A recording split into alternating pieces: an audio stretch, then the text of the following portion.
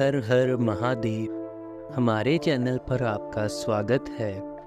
तो दोस्तों, जैसा कि हम जानते हैं कि श्रावण मास में शिव पुराण की कथा का बहुत ही महत्व है, वैसे ही सावन सोमवार की व्रत कथा का भी बहुत महत्व है, जिसका लिंक नीचे डिस्क्रिप्शन में आपको मिल जाएगा।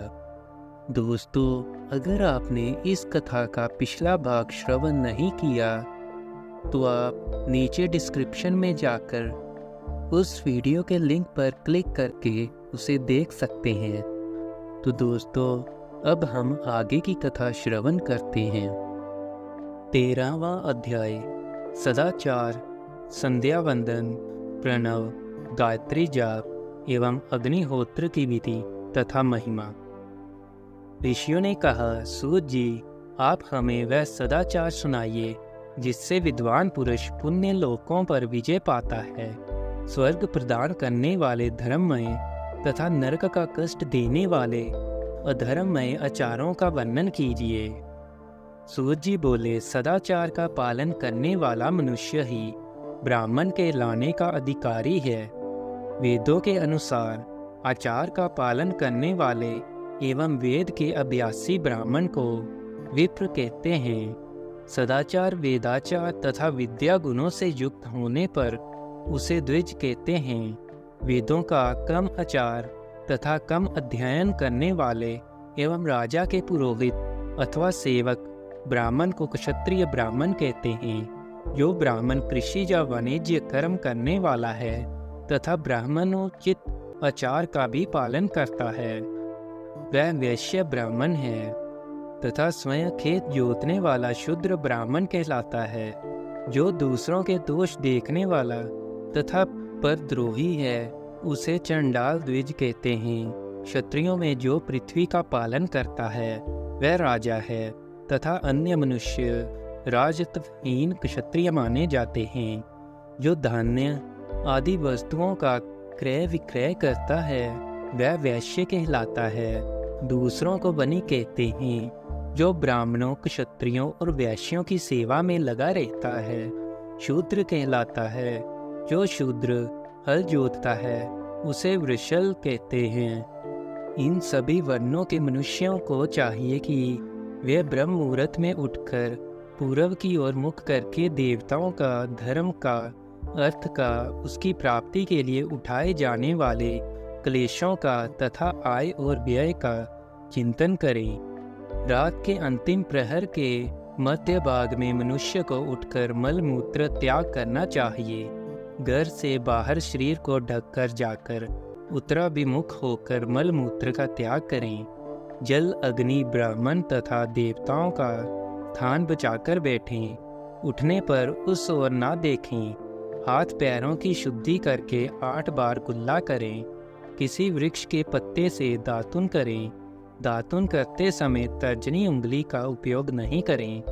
तदंतर जल संबंधी देवताओं को नमस्कार कर मंत्र पाठ करते हुए जलाशय में स्नान करें। यदि कंठ तक या कमर तक पानी में खड़े होने की शक्ति ना हो तो घुटने तक जल में खड़े होकर ऊपर जल छिड़क कर मंत्रोच्चारण करते हुए स्नान कर तर्पण करें। इसके उपरांत वस्त्र धारण कर उत्तरीय भी धारण करें।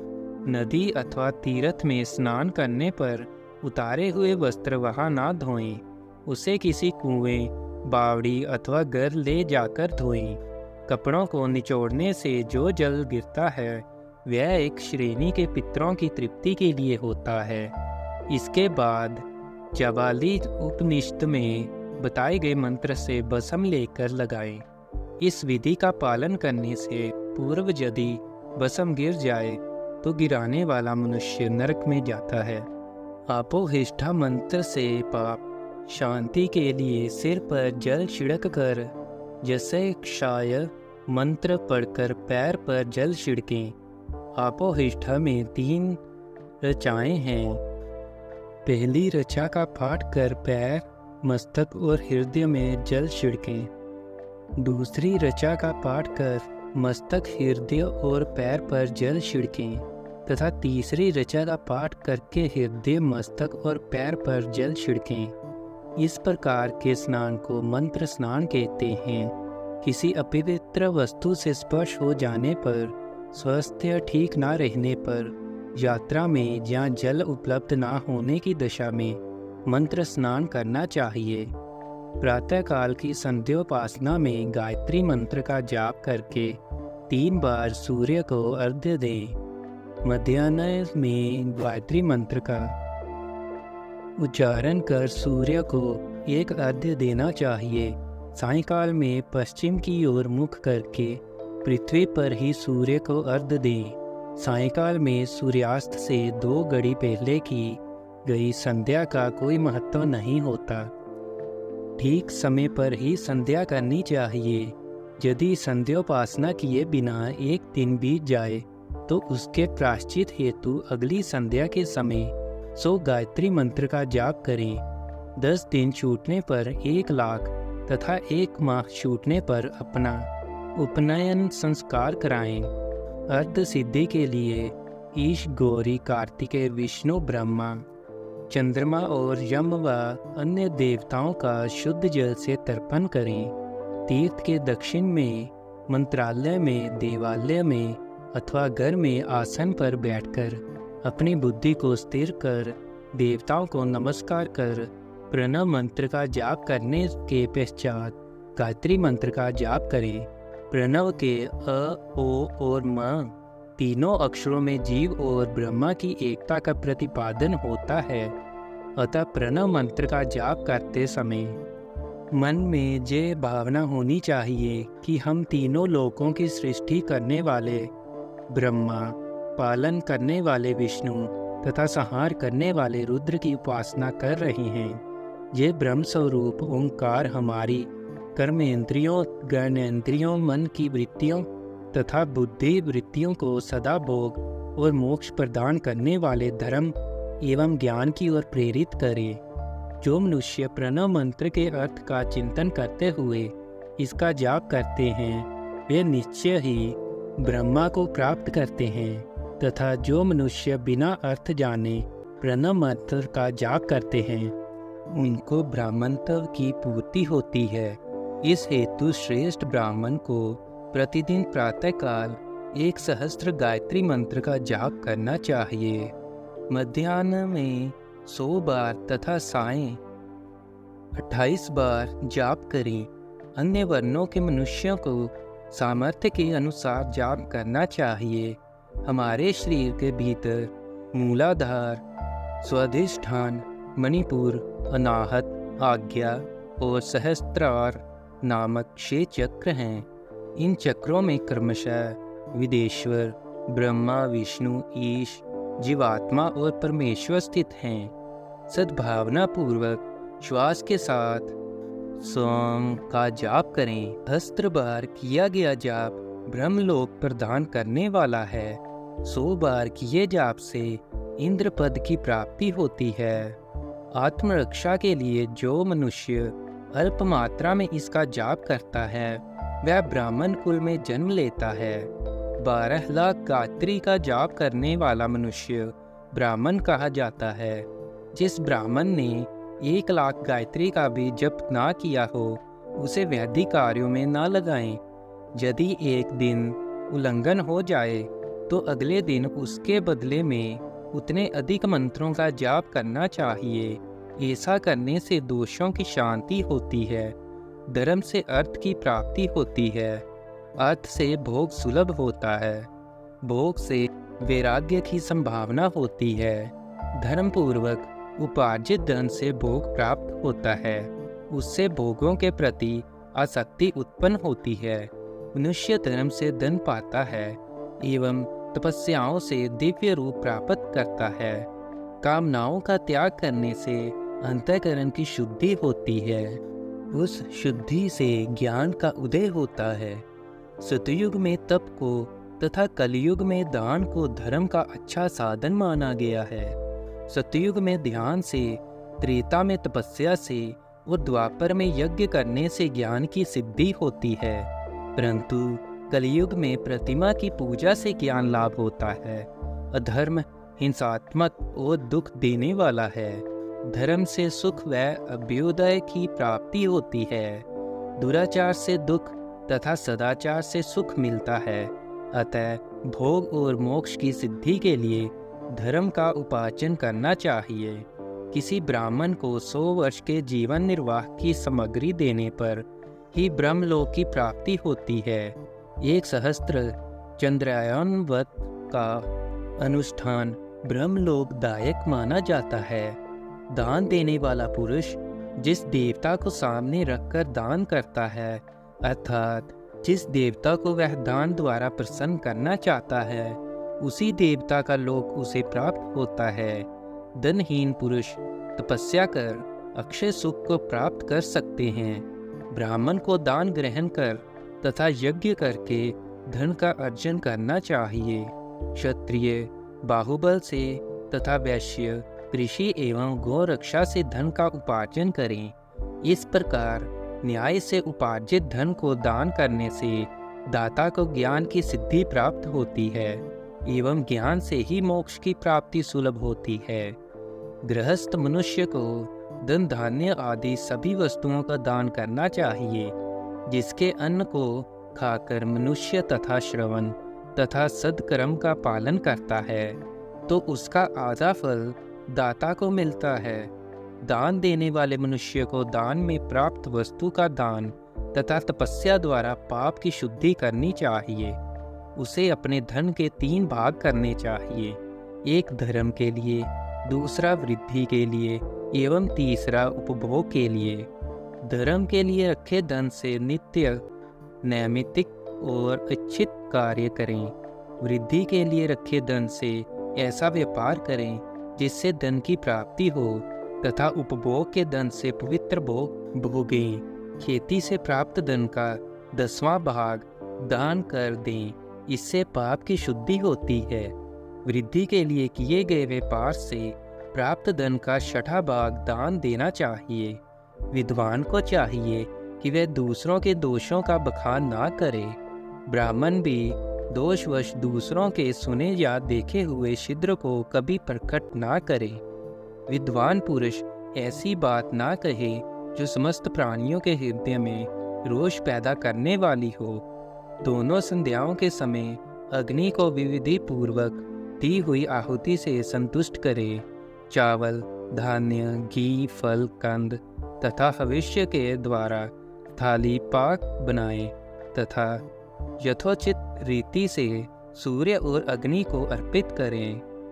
यदि दोनों समय अग्निहोत्र करने में असमर्थ हो तो संध्या के समय जाप और सूर्य की वंदना कर लें। आत्मज्ञान की इच्छा रखने वाले तथा धनी पुरुषों को इसी प्रकार उपासना करनी चाहिए।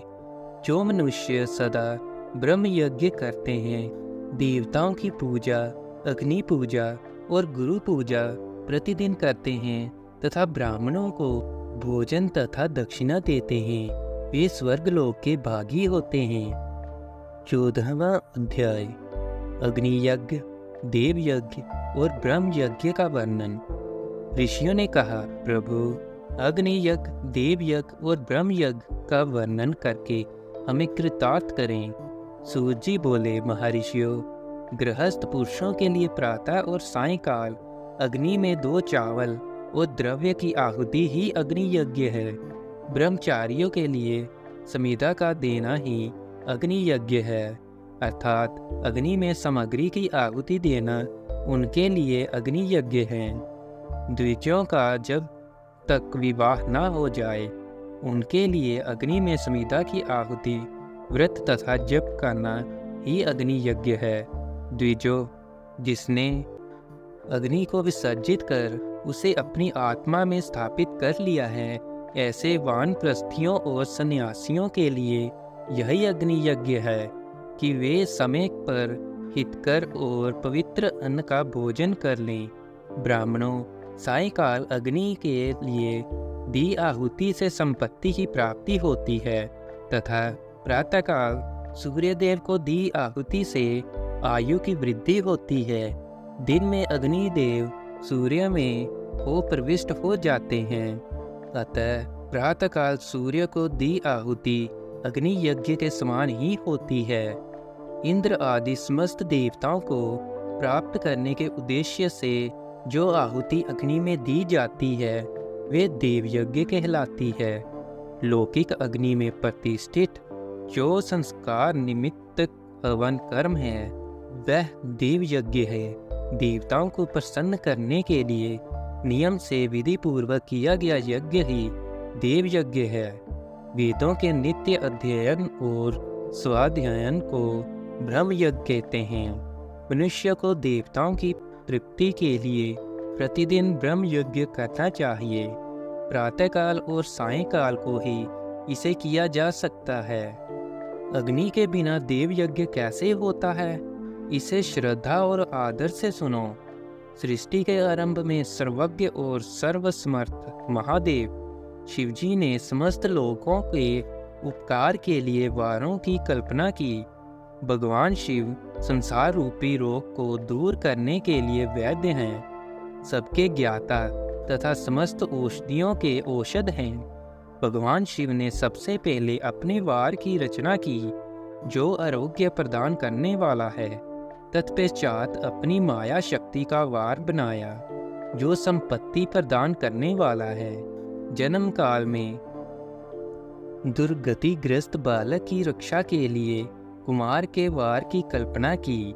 आलस्य और पाप की निवृत्ति तथा समस्त लोकों का हित करने की इच्छा से लोक रक्षक भगवान विष्णु का वार बनाया। इसके बाद शिवजी ने पुष्टि और रक्षा के लिए आयुकृता त्रिलोक सृष्टा परमेष्ठी ब्रह्मा का आयुष्कारक वार बनाया। तीनों लोकों की वृद्धि के लिए पहले पुण्य पाप की रचना होने पर लोगों को शुभाशुभ फल देने वाले इंद्र और यम के वारों का निर्माण किया। ये वार भोग देने वाले तथा मृत्यु भय को दूर करने वाले हैं। इसके उपरांत भगवान शिव ने 7 ग्रहों को इन वारों का स्वामी निश्चित किया। ये सभी ग्रह नक्षत्र ज्योतिर्मय मंडल में प्रतिष्ठित हैं। शिव के वार के स्वामी सूर्य हैं। शक्ति संबंधी वार के स्वामी सोम, कुमार संबंधी वार के अधिपति मंगल, विष्णु वार के स्वामी बुध, ब्रह्मा जी वार के स्वामी बृहस्पति, इंद्र वार के स्वामी शुक्र व यमवार के स्वामी शनि हैं। अपने अपने वार में की गई देवताओं की पूजा उनके फलों को देने वाली है। सूर्य आरोग्य और चंद्रमा संपत्ति के दाता हैं। बुध व्याधियों के निवारक तथा बुद्धि प्रदाता हैं। बृहस्पति आयु की वृद्धि करते हैं। शुक्र भोग देते हैं और शनि मृत्यु का निवारण करते हैं। इन 7 वारों के फल उनके देवताओं के पूजन से प्राप्त होते हैं। अन्य देवताओं की पूजा का फल भी भगवान शिव ही देते हैं। देवताओं की प्रसन्नता के लिए पूजा की 5 पद्धतियां हैं। पहले उन देवताओं के मंत्रों का जाप, दूसरा होम, तीसरा दान, चौथा तप तथा 5वां वेदी पर प्रतिमा में अग्नि अथवा ब्राह्मण के शरीर में विशिष्ट देव की भावना करके 16 उपचारों से पूजा तथा आराधना करना। दोनों नेत्रों तथा मस्तक के रोगों में और कुष्ठ रोग की शांति के लिए भगवान सूर्य की पूजा करके ब्राह्मणों को भोजन कराएं। इससे यदि प्रबल प्रारब्ध का निर्माण हो जाए तो जरा एवं रोगों का नाश हो जाता है। इष्ट देव के नाम मंत्रों का जाप वार के अनुसार फल देते हैं। रविवार को सूर्य देव व अन्य देवताओं के लिए तथा अन्य ब्राह्मणों के लिए विशिष्ट वस्तु अर्पित करें। ये साधन विशिष्ट फल देने वाला होता है तथा इसके द्वारा पापों की शांति होती है। सोमवार को संपत्ति व लक्ष्मी की प्राप्ति के लिए लक्ष्मी की पूजा करें तथा पत्नी के साथ ब्राह्मणों को घी में पका अन्न भोजन कराएं। मंगलवार को रोगों की शांति के लिए काली की पूजा करें। उड़द, मूंग एवं अरहर की दाल से युक्त अन्न का भोजन ब्राह्मणों को कराएं।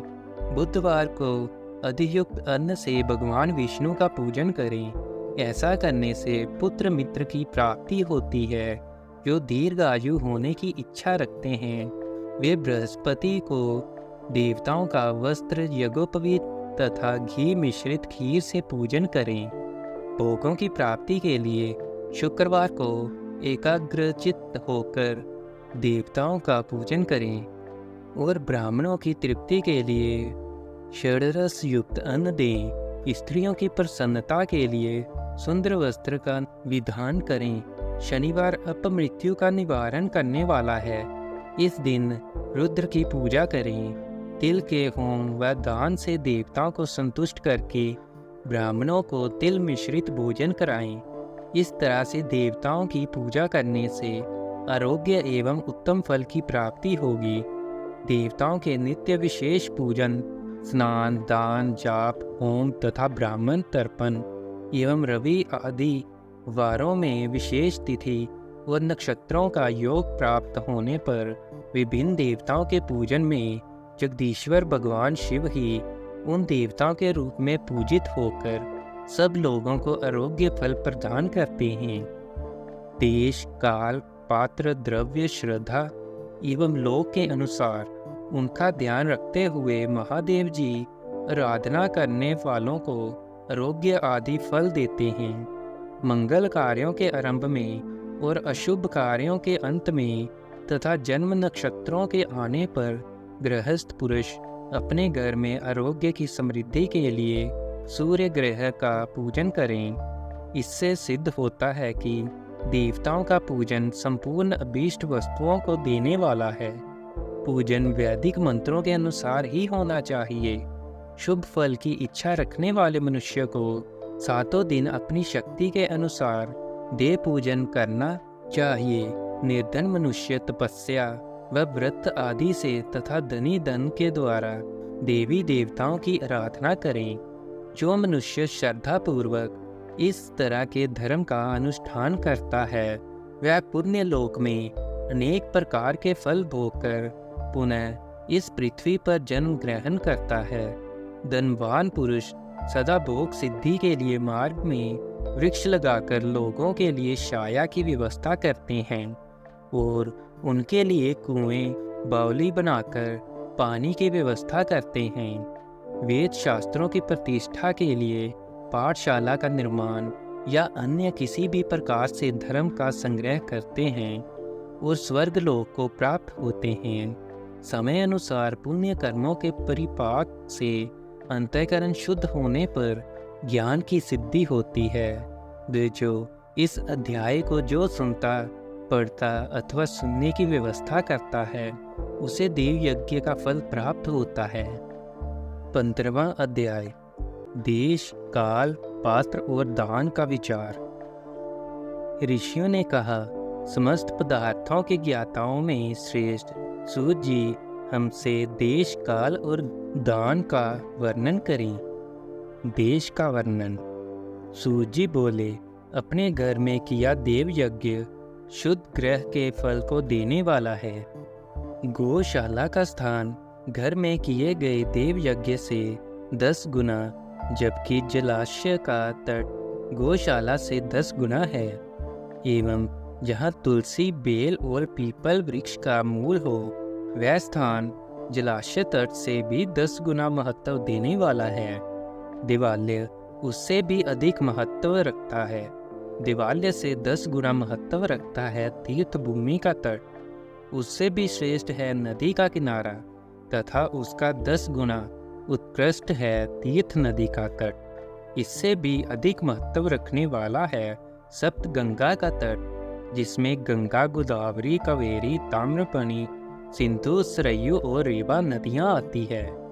इससे भी 10 गुना अधिक फल समुद्र का तट है और इससे भी 10 गुना अधिक फल पर्वत चोटी पर पूजा करने से होता है। और सबसे अधिक महत्व का स्थान वह होता है जहाँ मन रम जाए। काल का वर्णन। सतयुग में यज्ञ, दान आदि से संपूर्ण फलों की प्राप्ति होती है। त्रेता में तिहाई, द्वापर में आधा, कलयुग में इससे भी कम फल प्राप्त होता है। परंतु शुद्ध हृदय से किया गया पूजन फल देने वाला होता है। इससे 10 गुना फल सूर्य संक्रांति के दिन उससे 10 गुना अधिक फल तुला और मेष की संक्रांति में तथा चंद्र ग्रहण में उससे भी 10 गुना फल मिलता है। सूर्य ग्रहण में उससे भी 10 गुना अधिक फल प्राप्त होता है। महापुरुषों के साथ में वह काल करोड़ों सूर्य ग्रहण के समान पावन है, ऐसा ज्ञानी पुरुष मानते हैं। पात्र वर्णन। तपोनिष्ठ योगी और ज्ञाननिष्ठ योगी पूजा के पात्र होते हैं, क्योंकि ये पापों के नाश के कारण होते हैं। जिस ब्राह्मण ने 24 लाख गायत्री का जाप कर लिया हो, वह भी पूजा का पात्र है। वह संपूर्ण काल और भोग का दाता है। गायत्री के जाप से शुद्ध हुआ ब्राह्मण परम पवित्र है। इसलिए दान, जाप, होम और पूजा सभी कर्मों के लिए वही शुद्ध पात्र है। स्त्री या पुरुष जो भी भूखा हो, वही अन्नदान का पात्र है। जिसे जिस वस्तु की इच्छा हो, उसे वह वस्तु बिना मांगे ही दे दी जाए तो दाता को उस दान का पूरा फल प्राप्त होता है। याचना करने के बाद दिया गया दान आधा ही फल देता है। सेवक को दिया दान चौथाई फल देने वाला होता है। दीन ब्राह्मण को दिए गए धन का दान दाता को इस भूतल पर 10 वर्षों तक भोग प्रदान करने वाला है। वेद वेता को दान देने पर वह स्वर्गलोक में देवताओं के वश से 10 वर्षों तक दिव्य भोग देने वाला है। गुरु दक्षिणा में प्राप्त धन शुद्ध द्रव्य कहलाता है। इसका दान संपूर्ण फल देने वाला है। क्षत्रियों का शौर्य से कमाया हुआ, वैश्यों का व्यापार से आया हुआ और शूद्रों का सेवावृत्ति से प्राप्त किया धन उत्तम द्रव्य है। दान का वर्णन। गो, भूमि, तिल, स्वर्ण, घी, वस्त्र, धान्य, गुड़, चांदी, नमक, कोहड़ा और कन्या नामक 12 वस्तुओं का दान करना चाहिए। गोदान से सभी पापों का निवारण होता है और पुण्य कर्मों की पुष्टि होती है। भूमि का दान परलोक में आश्रय देने वाला होता है। तिल का दान बल देने वाला तथा मृत्यु का निवारक होता है। स्वर्ण का दान वीर्यदायक और घी का दान पुष्टिकारक होता है। वस्त्र का दान आयु की वृद्धि करता है। धान्य का दान करने से अन्न और धन की समृद्धि होती है। गुड़ का दान मधुर भोजन की प्राप्ति कराता है। चांदी के दान से वीर की वृद्धि होती है। लवण के दान से षड्रस भोजन की प्राप्ति होती है। कुष्मांड के दान को पुष्टिदायक माना जाता है। कन्या का दान आजीवन भोग देने वाला होता है। जिन वस्तुओं से श्रवण आदि इंद्रियों की तृप्ति होती है, उनका सदा दान करें। वेद और शास्त्र को गुरुमुख से ग्रहण करके कर्मों का फल अवश्य मिलता है। इसे ही उच्च कोटि की आस्तिकता कहते हैं। भाई बंधु अथवा राजा के भय से जो आस्तिकता होती है, वह निम्न श्रेणी की होती है। जिस मनुष्य के पास धन का अभाव है, वह वाणी और कर्म द्वारा ही पूजन करे। तीर्थ यात्रा और व्रत को शारीरिक पूजन माना जाता है। तपस्या और दान मनुष्य को सदा करने चाहिए। देवताओं की तृप्ति के लिए जो कुछ दान किया जाता है, वह सब प्रकार के भोग प्रदान करने वाला है। इससे इस लोक और परलोक में उत्तम जन्म और सदा सुलभ होने वाला भोग प्राप्त होता है।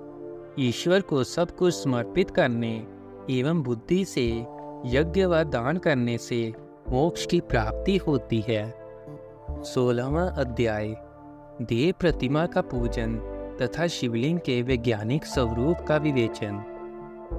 ऋषियों ने कहा, साधु शिरोमणि सूत जी, हमें देव प्रतिमा के पूजन की विधि बताइए, जिससे अभीष्ट फल की प्राप्ति होती है। सूत जी बोले, हे महर्षियों, मिट्टी से बनाई हुई प्रतिमा का पूजन करने से पुरुष स्त्री सभी के मनोरथ सफल हो जाते हैं। इसके लिए नदी, तालाब, कुआं या जल के भीतर की मिट्टी लाकर सुगंधित द्रव्य से उसको शुद्ध करें। उसके बाद दूध डालकर अपने हाथ से सुंदर मूर्ति बनाएं। पद्मासन द्वारा प्रतिमा का आदर सहित पूजन करें। गणेश, सूर्य, विष्णु, शिव, पार्वती की मूर्ति और शिवलिंग का सदैव पूजन करें। संपूर्ण मनोरथों की सिद्धि के लिए 16 उपचारों द्वारा पूजन करें। किसी मनुष्य द्वारा स्थापित शिवलिंग पर 1 सेर नैवेद्य से पूजन करें। देवताओं द्वारा स्थापित शिवलिंग को 3 सेर नैवेद्य अर्पित करें तथा स्वयं प्रकट हुए शिवलिंग का पूजन 5 सेर नैवेद्य से करें। इससे अभीष्ट फल की प्राप्ति होती है। इस प्रकार सहस्त्र बार पूजन करने से सत्यलोक की प्राप्ति होती है। 12 अंगुल चौड़ा और 25 अंगुल लंबा ये शिवलिंग का प्रमाण है और 15 अंगुल ऊंचा लोहे या लकड़ी के बनाए हुए पत्र का नाम शिव है।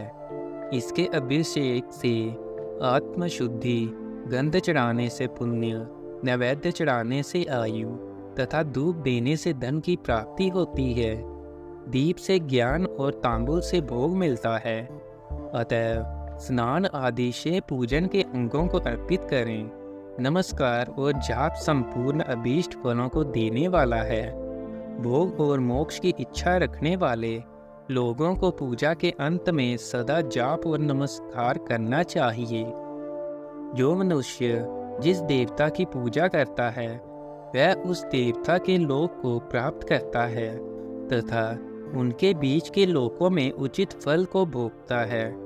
हे महर्षियों, भूलोक में श्री गणेश पूजनीय हैं। शिवजी के द्वारा निर्धारित तिथि वार नक्षत्र में जो विधि सहित इनकी पूजा करता है उसके सभी पाप एवं शोक दूर हो जाते हैं और वह अभीष्ट फलों को पाकर मोक्ष को प्राप्त करता है। यदि मध्याह्न के बाद तिथि का आरंभ होता है तो रात्रि तिथि का पूर्व भाग पितरों के श्राद्ध आदि क्रम के लिए उत्तम होता है तथा बाद का भाग दिन के समय देव कर्म के लिए अच्छा होता है।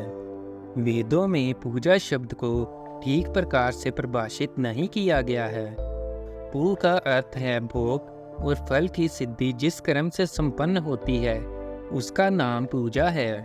मनोवांछित वस्तु तथा ज्ञान अभीष्ट वस्तुएं हैं। लोक और वेद में पूजा शब्द का अर्थ विख्यात है। नित्य कर्म भविष्य में फल देने वाले होते हैं। लगातार पूजन करने से शुभ कामनाओं की पूर्ति होती है तथा पापों का क्षय होता है। इसी प्रकार श्री विष्णु भगवान तथा अन्य देवताओं की पूजा उन देवताओं के वार, तिथि, नक्षत्र को ध्यान में रखते हुए तथा 16 उपचारों से पूजन एवं भजन करने से अभीष्ट फल की प्राप्ति होती है। शिवजी सभी मनोरथों को पूर्ण करने वाले हैं। महा आर्द्र नक्षत्र अर्थात माघ कृष्णा चतुर्दशी को शिवजी का पूजन करने से आयु की वृद्धि होती है। ऐसे ही और भी नक्षत्रों, महीनों तथा वारों में शिवजी की पूजा व भोजन भोग और मोक्ष देने वाला है। कार्तिक मास में देवताओं का भजन विशेष फलदायक होता है। विद्वानों के लिए यह उचित है कि इस महीने में सब देवताओं का भजन करें। संयम व नियम से जाप, तप, हवन और दान करें, क्योंकि कार्तिक मास में देवताओं का भजन सभी दुखों को दूर करने वाला है। कार्तिक मास में रविवार के दिन जो सूर्य की पूजा करता है और तेल व कपास का दान करता है उसका कुष्ठ रोग भी दूर हो जाता है। जो अपने तन मन को जीवन पर्यंत शिव को अर्पित कर देता है उसे शिवजी मोक्ष प्रदान करते हैं। योनि और लिंग इन दोनों स्वरूपों के शिव स्वरूप में समाविष्ट होने के कारण वे जगत के जन्म निरूपण हैं और इसी नाते से जन्म की निवृत्ति के लिए शिवजी की पूजा का अलग विधान है। सारा जगत बिंदु नाद स्वरूप है। बिंदु शक्ति है और नाद शिव, इसलिए सारा जगत शिव शक्ति स्वरूप ही है। नाद बिंदु का और बिंदु इस जगत का आधार है। आधार में ही अध्यय का समावेश अथवा लय होता है। यही सकलीकरण है। इस सकलीकरण की स्थिति में ही सृष्टि काल में जगत का आरंभ हुआ है। शिवलिंग बिंदु नाद स्वरूप है, अतः इसे जगत का कारण बताया जाता है। बिंदु देव है और नाद शिव, इनका संयुक्त रूप ही शिवलिंग कहलाता है। अतः जन्म के संकट से छुटकारा पाने के लिए शिवलिंग की पूजा करनी चाहिए। बिंदु रूपा देवी उमा माता हैं और नाद स्वरूप भगवान शिव पिता। इन माता पिता के पूजित होने से परमानंद की प्राप्ति होती है। देवी उमा जगत की माता हैं और शिव जगत के पिता। जो इनकी सेवा करता है उस पुत्र पर इनकी कृपा नित्य बढ़ती रहती है। वह पूजक पर कृपा कर उसे अपना आंतरिक ऐश्वर्य प्रदान करते हैं। अतः शिवलिंग को माता पिता का स्वरूप मानकर पूजा करने से आंतरिक आनंद की प्राप्ति होती है। वर्ग पुरुष रूप हैं और वर्गा प्रकृति कहलाती है। पुरुष आदि गर्भ है क्योंकि वही प्रकृति का जनक है। प्रकृति में पुरुष का संयोग होने से होने वाला जन्म उसका प्रथम जन्म कहलाता है। जीव पुरुष से बारंबार जन्म और मृत्यु को प्राप्त होता है। माया द्वारा प्रकट किया जाना ही उसका जन्म कहलाता है। जीव का शरीर जन्म काल से ही 6 विकारों से युक्त होता है, इसलिए इसे जीव की संज्ञा दी गई है। जन्म लेकर जो प्राणी विभिन्न पाशों अर्थात बंधनों में पड़ता है वह जीव है। जीव पशुता के पास से जितना छूटने का प्रयास करता है उसमें उतना ही उलझता जाता है। कोई भी साधन जीव को जन्म मृत्यु के चक्कर से मुक्त नहीं कर पाते। शिव के अनुग्रह से ही महामाया का प्रसाद जीव को प्राप्त होता है और मुक्ति मार्ग पर अग्रसर होता है। जन्म मृत्यु के बंधन से मुक्त होने के लिए श्रद्धा पूर्वक शिवलिंग का पूजन करना चाहिए। गाय के दूध, दही और घी को शहद और शक्कर के साथ मिलाकर पंचामृत तैयार करें तथा इन्हें अलग अलग भी रखें। पंचामृत से शिवलिंग का अभिषेक व स्नान करें। दूध व मिलाकर नैवेद्य तैयार कर प्रणव मंत्र का जाप करते हुए उसे भगवान शिव को अर्पित कर दें। प्रणव को ध्वनिलिंग, स्वयंभूलिंग और नाद स्वरूप होने के कारण नादलिंग तथा बिंदु स्वरूप होने के कारण बिंदुलिंग के रूप में प्रसिद्धि प्राप्त है। अचल रूप से प्रतिष्ठित शिवलिंग को मकार स्वरूप माना जाता है, इसलिए वह मकार लिंग कहलाता है। सवारी निकालने में उकार लिंग का उपयोग होता है। पूजा की दीक्षा देने वाले गुरु आचार्य विग्रह आकार का प्रतीक होने से आकार लिंग के 6 भेद हैं। इनकी नित्य पूजा करने से साधक जीवन मुक्त हो जाता है। तो दोस्तों, यहाँ आज की कथा समाप्त हुई। इसके आगे की कथा सुनने के लिए आप हमारे साथ बने रहें।